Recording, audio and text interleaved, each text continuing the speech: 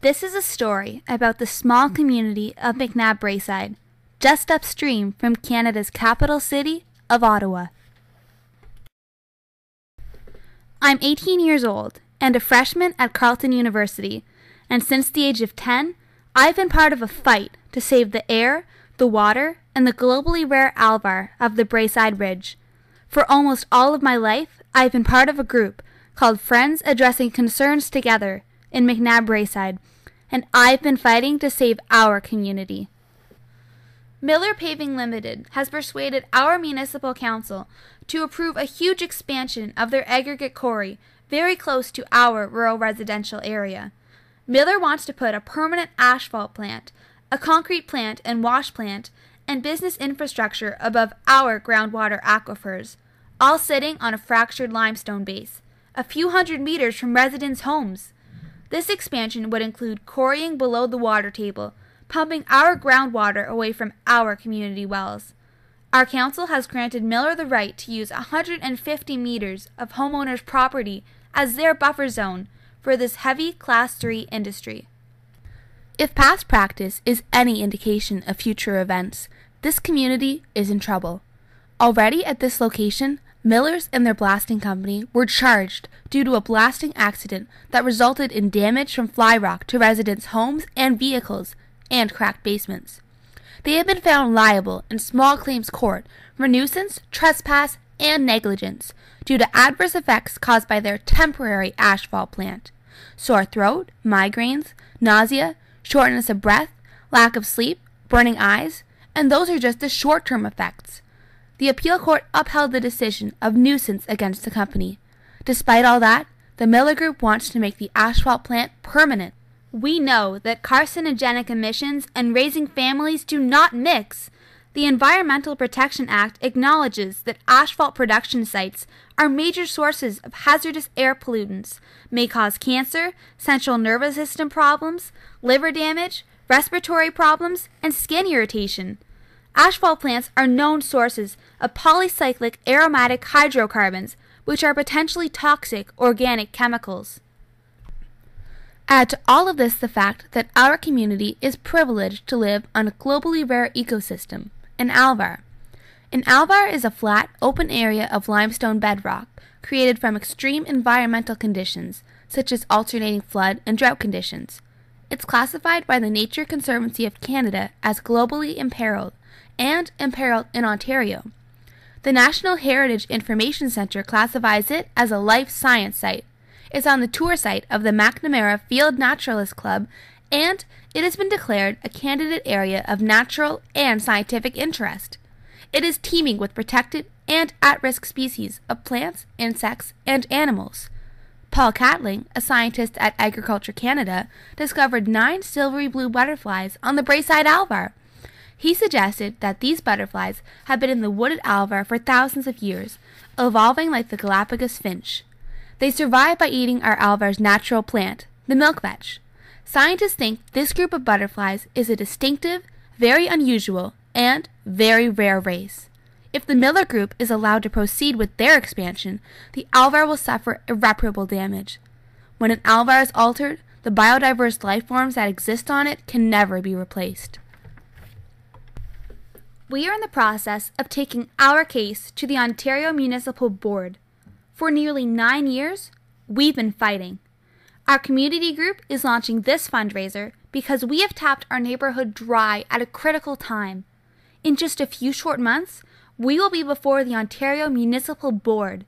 Our case is so compelling that the Canadian Environmental Law Association has taken it on. We have the expert studies. We've raised tens of thousands of dollars to keep our fight going, but we need more to bring our experts before the board. FACT has consulted highly qualified, independent experts who evaluated the expansion studies. Here are some of their comments. Dr. Sam Kiger, an internationally recognized expert on explosion effects and blast-resistant structural design, has expressed concerns about the adverse effects that are likely to be caused by the quarry operations, including damage to nearby homes due to blast-induced vibrations, as well as noise, dust, and the potential for fly rock incidents. Will Fruland, widely experienced hydrogeologist, the proposed Miller Braeside quarry expansion would be problematic even in the best of circumstances, given the more than 100 homes located within 1 kilometer of the proposed quarry. But the proposed quarry expansion setting on a bedrock ridge means that the expansion proposal would be competing with residents' wells for the limited groundwater resources available on the ridge. There is a real risk of wells losing water. Dr. Henry S. Cole, our air pollution expert, warned that placing a hot mix asphalt and concrete plant so close to homes is likely to expose families to a variety of toxic emissions, including pollutants that have been linked to cancer. Dr. Cole, a former U.S. Environmental Protection Agency atmospheric scientist, said, "The air modeling assessment conducted by Miller's consultants contains serious problems, errors that are likely to cause significant underprediction of the actual pollution to which residents are exposed." Cole noted that young children, the elderly, and chronically ill are especially vulnerable to fine particulates and other emissions associated with asphalt plants. FACT also has contracted an expert in the field of planning, Michael Wright, who has illustrated the flaws in planning for this expansion. Mr. Wright has worked in the aggregate resources industry for both the public sector, municipal clientele, and private enterprise, aggregate resources operators, owners, and it is indeed rare and unusual that the neighboring properties are used as part of the buffer zone between the quarry asphalt plant. A recent similar case in Brockville was defeated by a citizens group, along with council, who realized that the proposal flew in the face of appropriate planning. Even our own governmental agencies have provided negative feedback to Miller. Despite more Miller geotechnical studies, there is still uncertainty. Local residents rely on individual water wells for their domestic water supply. M&R planner Joanna Goida has previously noted older wells relying on the upper aquifer will be affected. Sean Kinney, MOECC hydrogeologist, has stated that contamination of the aquifer by any quarry activities is unacceptable.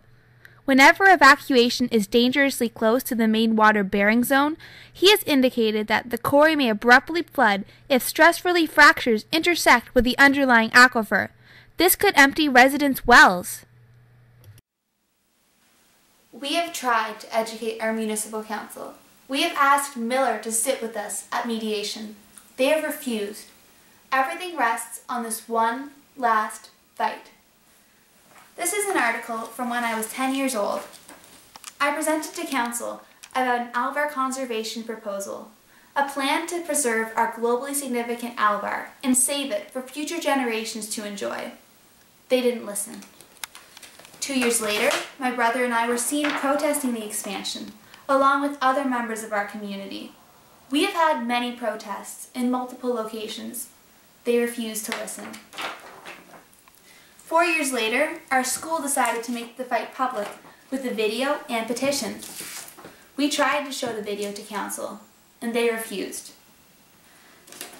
After council refused to watch our video, I gifted each council member with a copy of the book, Horton Hears a Who, along with the video, to signify that even the smallest voices deserve to be heard, and in our case, they weren't being listened to. All the while, we have tried to raise money through plant sales, door-to-door donations, and membership drives. Our community has tried to compete with Miller, but their pockets are deep. Our recent fundraisers include a fashion show auction and coffee house, in which members of the community donated their time and talents to support this worthy cause. In order to win at the OMB, we need to raise enough money to have our experts appear before the board. Please support our cause. You'll be helping the members of a community save their air, their water, their alvar, and their lives. Please give generously. For a $25 donation, you'll be made an honorary member of our community group, and you'll be on our email list to hear firsthand the decision of the OMB. For a donation of $50, add to that a personalized thank you on a photo card with a photo from our alvar. At $100, we'll add to that a keychain with the words, "I saved an alvar." If you'd like to add a t-shirt like the Say No to Industrializing Braeside one in our high school video, We would love to send you one with a $250 donation. And for $500, all that has been mentioned, plus a spot on our Alvar tribute plaque posted right on the Alvar. If you'd like to make a donation beyond $500, you can add an entire community's eternal gratitude to everything already mentioned. I'm going to leave you with a sneak peek of the impassioned pleas from our high school staff and students. Check out the link below if you'd like to see the entire video. I know you'll get caught up in the spirit of creating change. Thank you.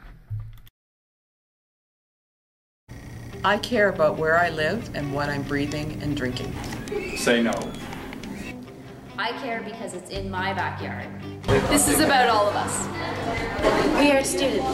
We are the next generation. We are the faces of tomorrow. This will be our land one day. We say no. We say no. Say no. Does it protect my future? My economy. What about my opinion? My opinion. Our opinion has to count for something, doesn't it? Why aren't our voices being heard? Adults tell us to speak up, but will they listen? This is a democracy, right? But our rights can be overlooked. Say no to losing our rights. These are my rights. The plant's allowed. What will this teach us? Past practice is the best predictor of future behavior. Miller's has not been a good neighbor. I would just live down the road, so it would affect on. I would smell it, I would hear it all day long. Why do I have to worry about cancer-causing chemicals in the air? I care. I care. I care because it's in my backyard. My water will be contaminated. Say no to decreased property value and increased taxes. Say no to polluted air. That's me. Whenever the quarry blasts, my house, our whole house shakes. It's like an earthquake. Our environment is priceless. You can't put an asphalt plant on an Alvar. It's a candidate area of natural scientific interest. Don't industrialize Braeside. Say no. Say no. Say no. Say no. Say no. Say no. Say no. Say no. Say no. We said no. Will you?